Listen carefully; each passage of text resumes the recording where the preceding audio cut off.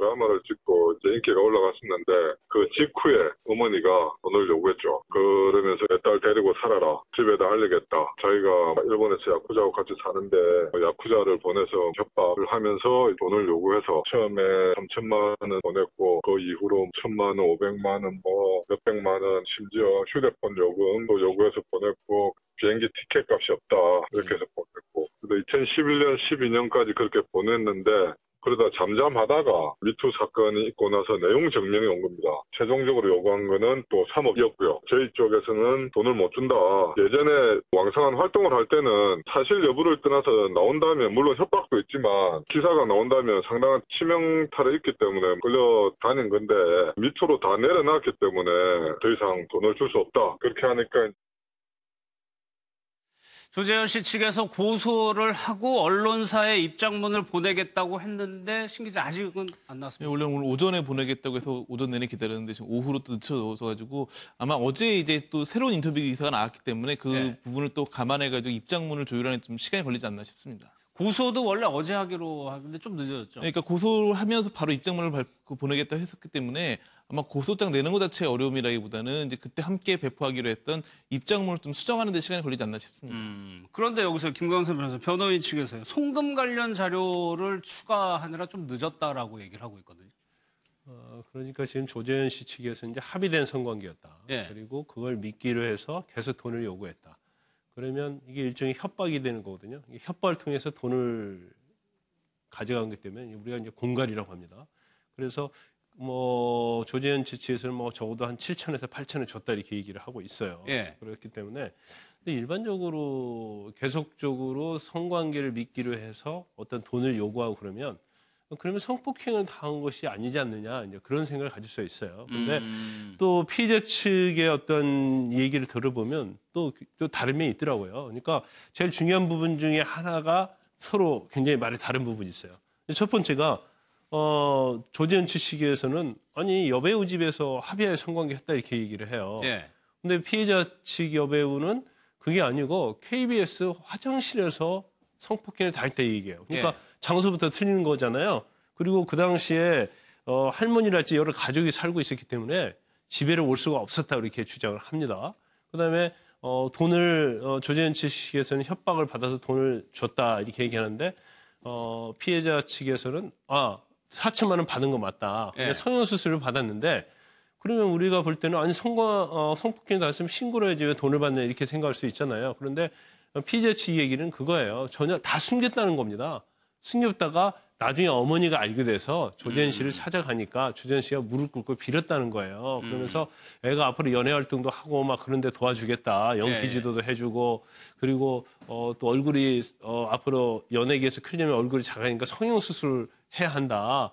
그러면서 그때 그런 마음을 먹고 그때 이제 돈을 받았다 이렇게 얘기를 하거든요. 그래서 이게 한 가지 사실을 두고 서로 이렇게 맞는 얘기가 전혀 없어요. 그렇죠. 그래서 결국은 뭐 수사에 의해서 판가름 날 수밖에 없는 상황이 오지 않았나 싶습니다. 저렇게 조재현 씨 측에서 입장을 밝힌 다음에 재반박을 했는데 그러니까 말씀하신 것처럼 내용이 완전히 달라요. 그러니까 각서도 안 썼고 돈 달라고 한 적도 없고. 그러니까 지금 이제 일치하는 부분은 돈이 어느 정도 오간 정황은 좀 일치하는 것 같고 근데 이번 지금 조재현 씨 변호인의 이야기를 들어보면 최근에도 돈을 요구하면서 내용 증명을 보냈다는 이야기가 있거든요. 그렇죠. 내용 증명 같은 경우에는 뭐 명확히 남는 증거이기 때문에 뭐 그런 게 나올 경우에는 그러니까 돈이 오간 거에 대해서는 이미 해명을 했기 때문에 돈을 오간 거에 대한 증거 자료는 돈이 왜 오갔는지에 대한 입장이 다르기 때문에 그건 큰 의미가 없어 보이고 근데 이제 그 피해 여성 측의 주장 중에 하나가 뭐 그런 이런 뭐 내용 증명 이런 얘기에 대해서 변호사들끼리 이야기가 오갔는데 그건 자기는 모르는 일이다 얘기를 했는데 왜 미투 관련된 이야기를 하는데 변호사들끼리 이야기를 했는지 뭐 이런 부분들 그러니까 좀 명확하지 않은 부분들과 되게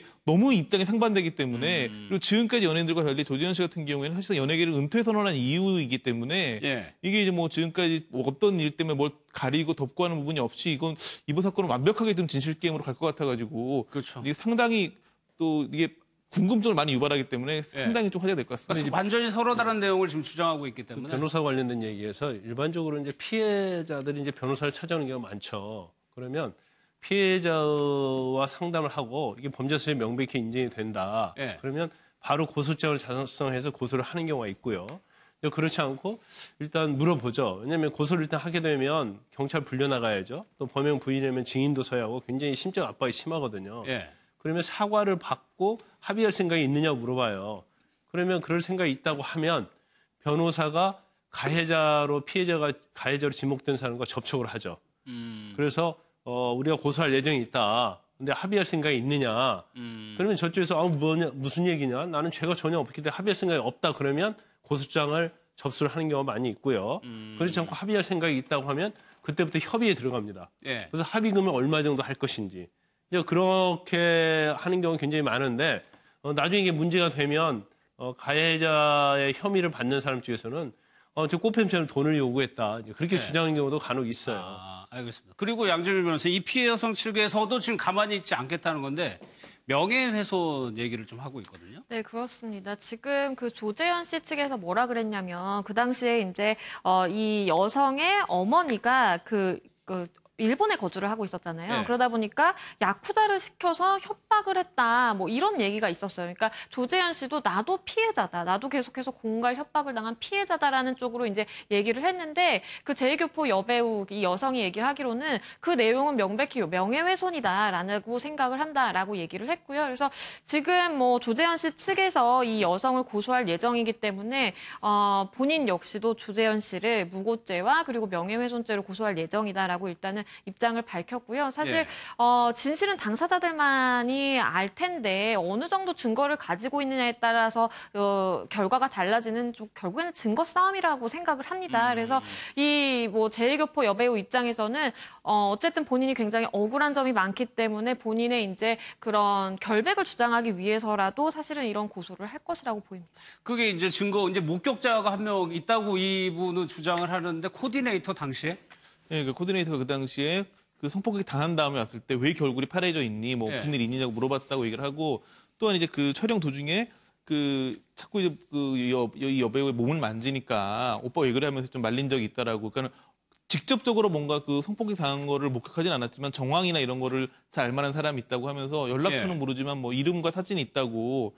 그러니까 이제 그 목격자한테 공개적으로 좀 도움을 요구한 상황인데 뭐 이분이 나타날 적은 또 지켜봐야겠죠. 그러면 실질적으로 양 변호사 이 목격자가 나타나면 실체적인 진실에 영향을 좀 미칠 수 있다는 겁니까? 정황을 어느 정도 보여주는 증인은 될 수 있을 것 같습니다. 정황을? 근데 왜냐하면 이 지금 코디네이터라고 지목된 이 사람도 그 현장에 있었던 게 아니라 그 이후에 이 일이 있었던 이후에 대기실로 돌아와서 두 사람 간의 그런 좀 어색하고 서먹한 분위기라든지 여성이 겁에 질려 있는 모습이라든지 그런 걸 사실은 목격했다라고 주장이 되고 있는 사람이기 때문에 사실은 이 핵심은 성관계가 있었다면 그것이 강제적이었는지 여부가 사실 핵심이잖아요. 그 부분에 대한 입증까지 도와주는 증인, 이렇게 진술자라고 보기는 어렵고요. 하지만 그 당시에 둘 사이의 관계가 이랬다. 아무래도 둘이 관계가 이렇게 서먹하고 여성이 겁에 질려 있는 걸로 봐서는 아무래도 뭔가 있었던 것 같다라는 것까지는 사실은 얘기를 해줄 수가 있는 사람이죠.